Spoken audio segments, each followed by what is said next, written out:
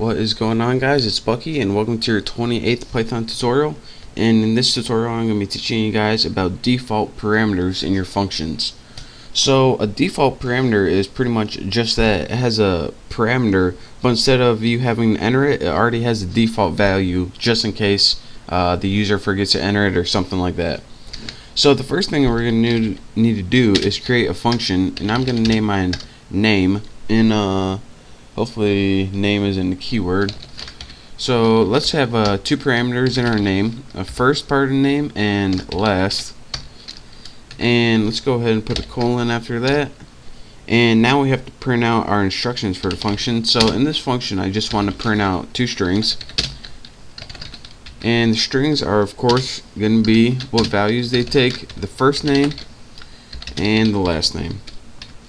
So right now we have a function that prints out the first and last name, and it's called name. So let's see if this works. Name, we have to supply it with two parameters, Bucky, Roberts, don't forget your apostrophes or whatever it's called. And there you go. So this is pretty much a basic function. It takes two parameters, first, which is Bucky, last, which is Roberts, and prints them out right after each other, first then last. But what if we want to have a function that already had default values in it? Say we wanted to populate a database or something, and if you entered a blank value it would ruin it. So we want to make sure something was in there all the time. What we would need to do is add something called default parameters. And what this does is automatically supply a value even if you don't supply a value in your function. And I'll show you guys. It sounds complicated, but I promise you'll understand by the end. Let's go ahead and remake this function called name. But instead of first, we want to put a value for first right now.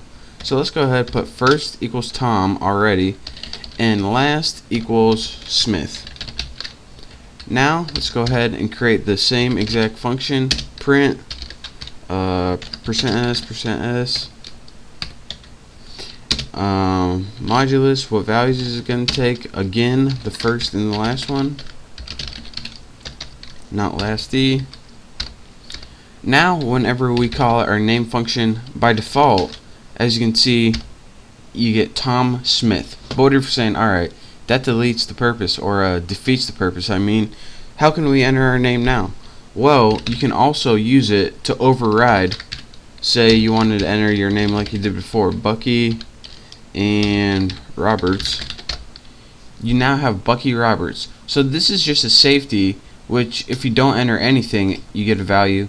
But you really want the user to enter a value, and then it spits out your desired result.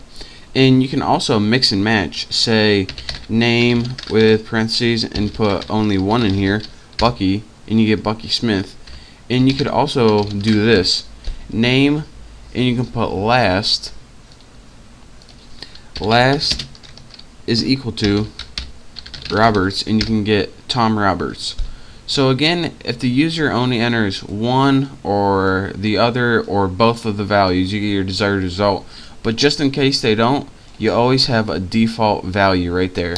So that is how you add defaults in parameters.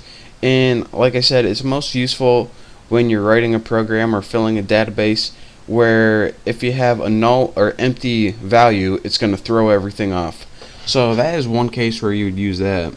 So that's your quick tutorial on default parameters and how to use default values, and also how to change one value or the other. So thank you guys for watching. Make sure to subscribe to my channel, and I'll see you next tutorial.